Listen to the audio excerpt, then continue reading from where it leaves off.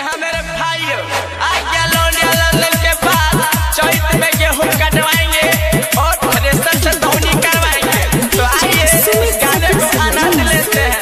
चैत में गेहूं कटवाएंगे, आ गया है चैत महीना, माथा वासे चुए पसीना, गेहूं काटेंगे दिन रात। माथे पगड़ी हाथे रसरी पनिया से भरल गगरी, हसुआ भी ले जाएंगे साथ। आ गया है चैत महीना, माथावे से चुए पसीना, गेहूं काटेंगे दिन रात।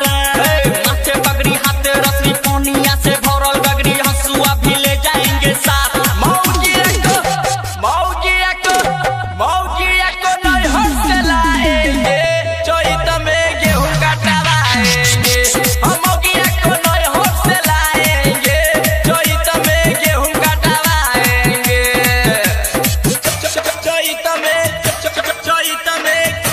चैत में गेहूं कटवाएंगे। सुमित सतीश रईमा,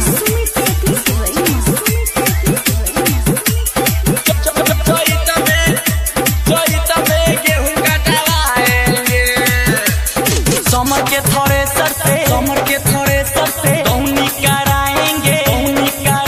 खेसरिया के गाना ट्रैक्टर पे बजाएंगे। समर के थ्रेसर से दौनी कराएंगे, रितेशवा के गाना ट्रैक्टर पे बजाएंगे। मौजिया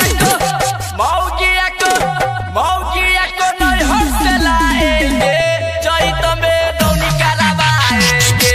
मौजिया को नहीं हंस लाएंगे, चैत में गेहूं कटवाएंगे।